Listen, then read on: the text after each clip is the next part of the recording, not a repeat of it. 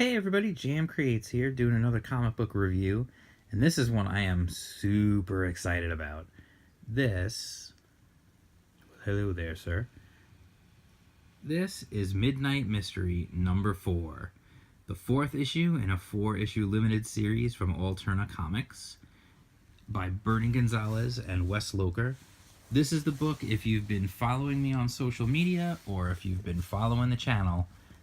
And if you're not already subscribed to the channel, you should be. You should be. You know how much I love this series. I have been super... See, even Beans is excited. He knows. I don't know if you heard him barking or not. If you didn't, that's just going to be completely out of nowhere. Yeah, no, this has been quickly become one of my absolute favorite series. It has a fantastic art style. It's very Batman the Animated Series looking. And it's all about this guy who is a detective, Zeke King. He explores the supernatural, the weird, the strange, all these things that, you know, shouldn't be. And in his first couple of cases, he's come face to face with, you know, ghost brides haunting their ex-husbands and dead late night movie hosts who are trying to be reincarnated through their butler and their son and a paper mache skull. All kinds of like just crazy weird stuff. And it's really cool. So this issue, this is issue 4. This is the final issue, Dead Letters. And first of all, I'm just going to, right off the bat, I'm going to spoil my own review and just say, just go buy it. I love this series so much. This issue definitely was a little unexpected, the way it went about things. It didn't do what I was expecting it to do.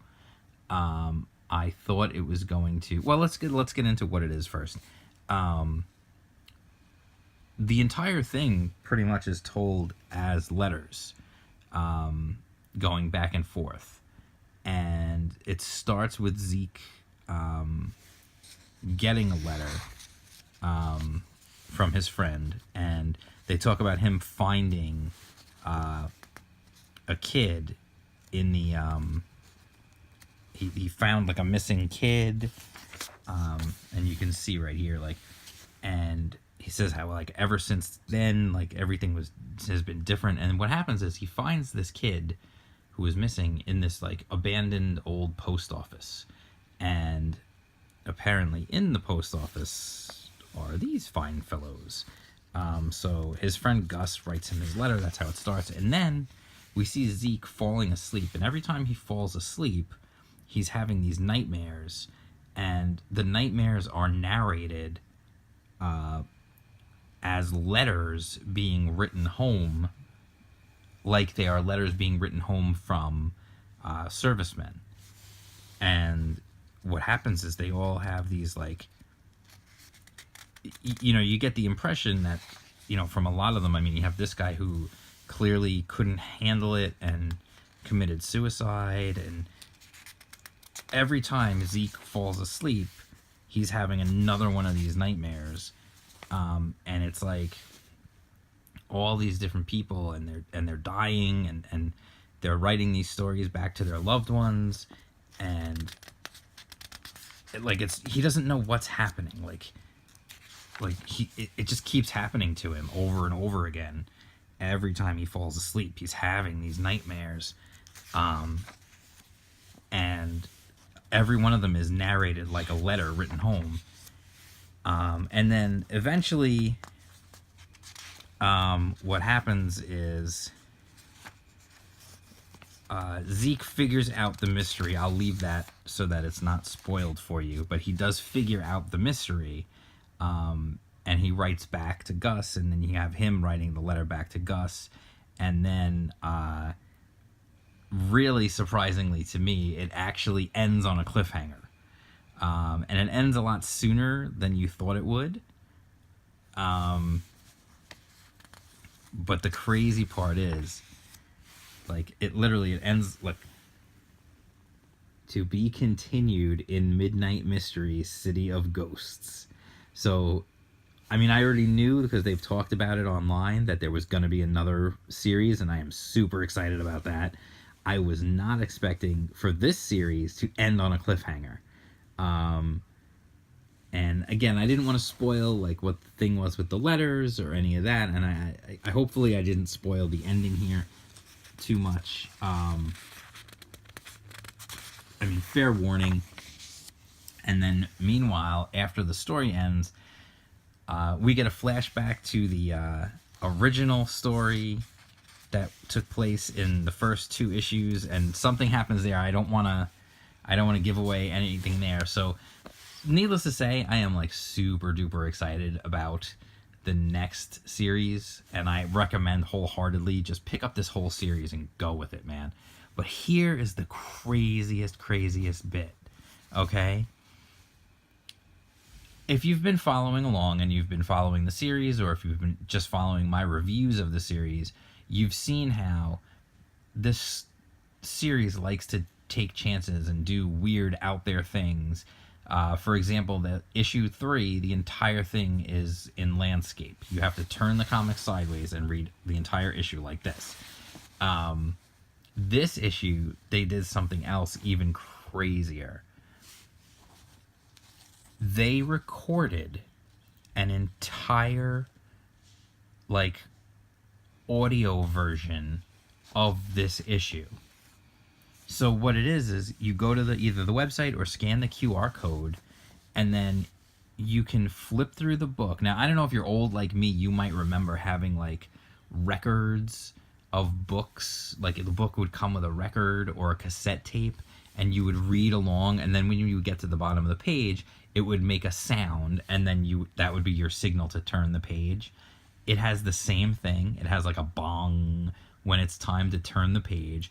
It's got a whole cast of voice actors performing the different parts, sound effects, music, everything. So you can literally listen to the entire issue being performed by voice actors with sound effects, with music, with everything, while you're reading it.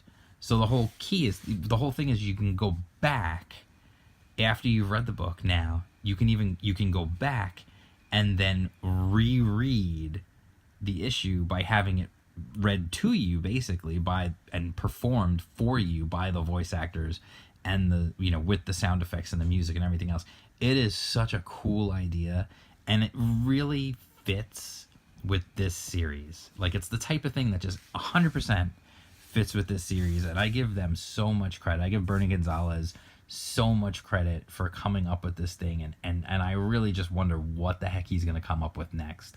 And the crazy thing is even without the gimmicks, I really, really love this series so much. So, like, you've got the gimmicky stuff, I guess, of, like, turning the book sideways, and now this with the performance and everything else. But the book is just so good to begin with. The series is so good. And then we get a little preview kind of thing here. City of Ghosts, the search for the unexplained continues. Season 2, summer of 2019. So hopefully that means we don't have to wait too long, because it's already May. So summer is right around the corner, because I don't really want to wait that long. I totally want to get in this. And I just think this is fun too. Like the little, you can become an official member of the Midnight Mystery Fan Club. I thought that was fun. That's silly. It's a fun little, like, old-timey thing that they've got going on there. But, like, this was just so unexpected, and I, like, bugged out when I saw that. I'm like, are you freaking kidding me? These guys are so cool.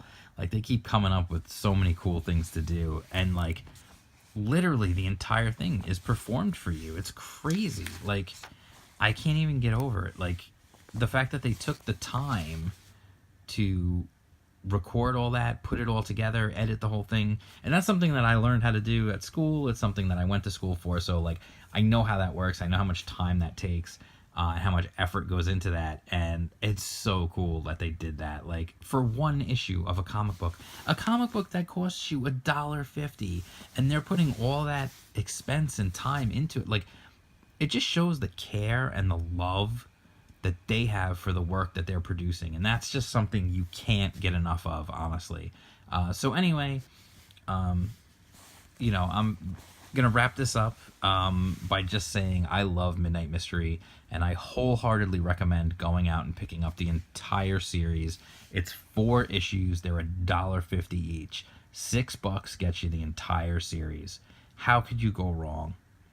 For almost the same price of an issue from somebody else, you can get the entire series. Like, that's freaking awesome. So anyway, I absolutely wholeheartedly recommend this series 100% to anyone out there. I love it. The Batman the Animated Series style of art, the coloring, the stories themselves, so good, so good. And I cannot wait. Bernie, Wes, I cannot wait for the follow-up series. You're teasing me online. I see Wes teasing pages and panels here and there with some lettering that he's doing. Like, I cannot wait. So anyway, if you like this video, feel free to click the like button. And don't forget to subscribe. If you're already subscribed, that's awesome. I appreciate you. But tell your friends, share, spread the word. Let's get this channel to grow. I'm trying to grow this channel, folks. The more the merrier. And don't forget to comment. I always talk, people could tell you I love to talk back in the comments. If you give me something to talk back about, I certainly will. Even if you disagree with me, I don't have a problem with that. That's fine. You're allowed to disagree with me.